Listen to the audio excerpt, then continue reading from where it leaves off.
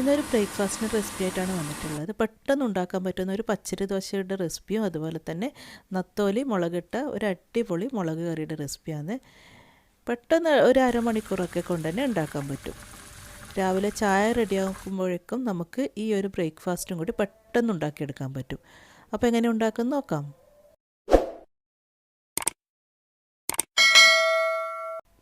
ഇപ്പോൾ രാവിലെ ഒരു 7 മണിയൊക്കെ ആയിട്ടുണ്ട്. ഇപ്പോൾ ഓൺലൈൻ ക്ലാസ് ആയതുകൊണ്ട് തന്നെ നമുക്കിപ്പോൾ രാവിലെ എഴുന്നേറ്റിട്ട് കിച്ചണിൽ കയറേണ്ട ആവശ്യമൊന്നുമില്ല. ഒരു 7-7:30 ആകുമ്പോൾക്ക് കിച്ചണിലെ പണി തുടങ്ങിയാൽ മതി. ഞാനിപ്പോൾ ഒരു 7 മണിക്കാണ് സാധാരണ ഇപ്പോൾ തുടങ്ങല്ലേ. കിച്ചണിലെ പണിയൊക്കെ രാവിലെ എഴുന്നേറ്റ് ചെടിക്കൊക്കെ ഒന്ന് വെള്ളമൊഴിച്ച് പിന്നെ തലേന്ന് കഴുകി വെച്ച പാത്രമൊക്കെ ഒന്ന് എടുത്ത് വെക്കും.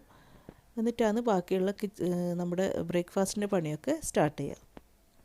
ഞാൻ തലേന്ന് തന്നെ 2 കപ്പ് പച്ചരി കുതിർത്ത് വെച്ചിട്ടുണ്ടായിരുന്നു. കഴുകി വൃത്തിയാക്കി കുതിർത്ത് വെച്ചതാണ്. അത് നമുക്ക് വെള്ളമൊക്കെ കളഞ്ഞിട്ട് മിക്സിയുടെ ജാറിലേക്ക് ഇട്ട് കൊടുക്കുക. ഇനി ഇതിലേക്ക് നമുക്ക് ചേർത്ത് കൊടുക്കേണ്ടത് 1 കപ്പ് തേങ്ങയും 1 കപ്പ് ചോറുമാണ്. ഈ തേങ്ങ ചേർക്കുന്നതുകൊണ്ട് നല്ലൊരു ടേസ്റ്റ് ഉണ്ടാവും. ഇനി തേങ്ങ ഇല്ലെങ്കിൽ 2 കപ്പ് ചോറ് തന്നെ ചേർത്ത് കൊടുക്കുക. കുഴപ്പമൊന്നുമില്ല കേട്ടോ. പിന്നെ ഇത് ബസ്മതി റൈസാണ് ഞാൻ ഇപ്പോൾ ഇവിടെ ചേർത്ത് കൊടുത്തിട്ടുള്ളത്. നിങ്ങൾക്ക് സാധാ ചോറും ചേർത്ത് കൊടുക്കുക. പിന്നെ ഒരു 2-3 കുഞ്ഞുള്ളിയും 2 വെളുത്തുള്ളിയും ഒരു പിഞ്ച് ഏലക്കായ്പ്പൊടിയും കൂടി ചേർത്ത് കൊടുക്കുന്നുണ്ട്. ആ ഏലക്കായ്പ്പൊടി ചേർക്കുമ്പോൾ നല്ലൊരു ഫ്ലേവർ കിട്ടും, നല്ലൊരു ടേസ്റ്റാണ് ദോശക്ക്. പക്ഷേ ഏലക്കായ്പ്പൊടി ഇട്ടെന്ന് അറിയില്ല. പിന്നെ ആവശ്യത്തിന് ഉപ്പും പിന്നെ ഒരു 1.5 കപ്പ് വെള്ളവും കൂടി ഒഴിച്ചു കൊടുത്തിട്ടുണ്ട്.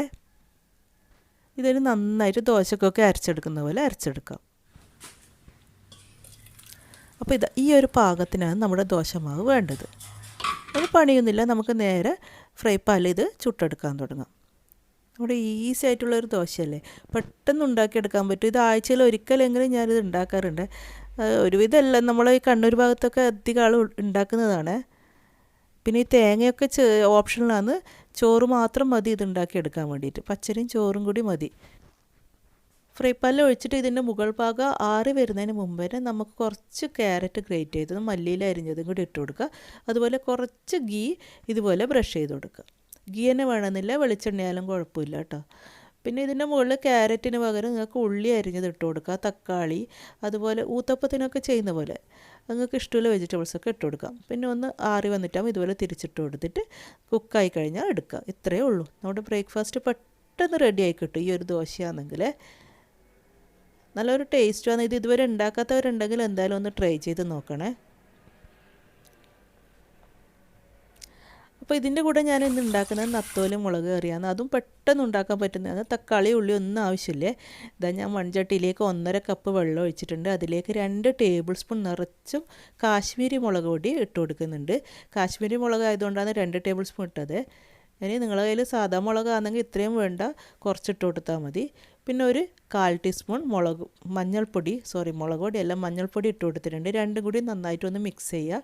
എന്നിട്ട് ഇതിലേക്ക് നമുക്ക് ചേർത്ത് കൊടുക്കേണ്ടത് മറ്റേ കുടംപുളിയാണ്. ഞാനിപ്പോൾ ഒരു 4 എണ്ണം ചേർത്ത് കൊടുത്തിട്ടുണ്ട്. കുടംപുളിക്ക് പകരം സാധാ പുളിയും ചേർത്ത് കൊടുക്കുക. അത് നിങ്ങൾ ഇഷ്ടംപോലെ ചെയ്ത് കൊടുക്കുക. ഓക്കെ, ഇത് നന്നായിട്ടൊന്ന് മിക്സ് ചെയ്തിട്ടുണ്ട്. ഇതിനെ ഒന്ന് തിളച്ച് വരണേ. തിളച്ച് വന്നിട്ട് ഇതിലേക്ക് നമ്മൾ തക്കാളി ഉള്ളിയൊന്നും ഇടുന്നില്ല. അതാണ് ഈ ഒരു കറീൻ്റെ പ്രത്യേകത. നല്ല ടേസ്റ്റുമാണ് പക്ഷെ കഴിക്കാൻ വേണ്ടി. നന്നായിട്ടൊന്ന് തിളക്കട്ടെ. തിളച്ച് കഴിഞ്ഞ് നമുക്കൊരു 1 ടേബിൾ സ്പൂൺ ഇഞ്ചി ഇതുപോലെ കൊത്തി അരിഞ്ഞിട്ട് ഇട്ട് കൊടുക്കാം. ഇപ്പം നല്ല തിളയൊക്കെ വന്നിട്ടുണ്ട്. ഇതിന് നന്നായിട്ട് കുക്കാണ്, അതായത് നല്ല കുറുകി വരണം. അതുവരെ ഇതൊരു ചെറിയ ഫ്ലെയിമിൽ വെച്ച് കൊടുക്കാം. പെട്ടെന്ന് തന്നെ മീൻ ഇട്ട് കൊടുക്കരുത്. ഞാനിപ്പോൾ ഒരു 2 മുളക് ഇട്ട് കൊടുക്കുന്നുണ്ട്. അത് കട്ട് ചെയ്യാതെ മുഴുവനായിട്ട് തന്നെയാണ് ഇട്ട് കൊടുത്തിട്ടുള്ളത്. പിന്നെ കുറച്ച് കറിവേപ്പിലയും കൂടി ഇട്ട് കൊടുത്തിട്ടുണ്ട്. ഇനി ഇത് നമുക്ക് ഒന്ന് അടച്ച് വെച്ചിട്ട് കുറച്ച് സമയം വെയിറ്റ് ചെയ്യാം. നല്ലതുപോലെ ഒന്ന് കുറുകി വരണം ഈ കറി, അതുവരെ വെയിറ്റ് ചെയ്യാം. ഇപ്പോൾ ഏകദേശം ഒരു 5 മിനിറ്റോളം ആയിട്ടിട്ട് ഇത് തിളക്കാൻ തുടങ്ങിയിട്ട് ഒരു മീഡിയം ലോ ഫ്ലെയിമിൽ വെച്ചിട്ടാണ് ഉള്ളത്. കണ്ടില്ലേ, കറി നന്നായിട്ട് വറ്റി നല്ലതുപോലെ കുറുകി വന്നിട്ടുണ്ട്. നമ്മൾ ഇതുവരെ ഓലൊന്നും ഇതിൽ ചേർത്തിട്ടില്ലേ. ഇനി നമുക്ക് കഴുകി വൃത്തിയാക്കി വെച്ച നത്തോലി മീനില്ലേ, ഇതിപ്പോൾ ഒരു 250 ഗ്രാമോളം ഉണ്ട് നത്തോലി. അതിട്ട് കൊടുക്കാം. പിന്നെ ആവശ്യത്തിന് ഉപ്പ് കൂടി ഈ ഒരു ടൈമിന് ചേർത്ത് കൊടുക്കണേ. അത് ഞാൻ വീഡിയോ എടുക്കുന്നത് കിട്ടിയില്ല ശരിക്കും. ഇതിൽ ഉപ്പും കൂടി ചേർത്ത് കൊടുത്തിട്ട് നമുക്കിനി ഇത് തിളക്കുന്നവരെ വെയിറ്റ് ചെയ്യാം. നത്തോലി മീൻ ഇട്ടിട്ട് ഒരുപാട് അങ്ങ് തിളപ്പിക്കരുത്, മീൻ പെട്ടെന്ന് പൊടിഞ്ഞു പോവും. അപ്പോൾ മീൻ പൊട്ടാതെ സൂക്ഷിക്കണം. പിന്നെ ഞാനിപ്പോൾ ഇതിലേക്ക് ഒരു 2 ടേബിൾ സ്പൂൺ വെളിച്ചെണ്ണയാണ്, അത് ഒഴിച്ചു കൊടുക്കുന്നുണ്ട്. വെളിച്ചെണ്ണ ഒഴിച്ചിട്ട് ഇളക്കി കൊടുക്കേണ്ട ആവശ്യമൊന്നുമില്ല. നല്ലതുപോലെ തിളക്കുന്ന വരെ നമുക്ക് വെയിറ്റ് ചെയ്യാം. ഇപ്പോൾ കണ്ടില്ലേ, നന്നായിട്ട് തിളച്ചിട്ടുണ്ട്. കറിയൊക്കെ നല്ല കുറുകി പാകത്തിനായിട്ടുണ്ട്. ആദ്യം ഒഴിച്ചാൽ 1.5 കപ്പ് വെള്ളമേ നമ്മളിതിൽ ചേർത്തിട്ടുള്ളൂ. കൂടുതലായിട്ട് വെള്ളമൊന്നും ചേർത്ത് കൊടുക്കുന്നില്ല. ഈ ഒരു കറി ഇങ്ങനെ ഈ ഒരു പാകത്തിനാണ് ഉണ്ടായിരുന്നു, നല്ല കുറുകിയിട്ട്.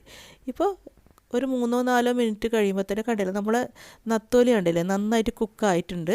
ഇത്രയും മതി. ഇനി തീ ഓഫ് ചെയ്യുക. തീ ഓഫ് ചെയ്താലും നിങ്ങൾക്കറിയാമല്ലോ, മൺചട്ടി കുറച്ച് സമയം തിളച്ചുകൊണ്ടേ ഇരിക്കുന്നു.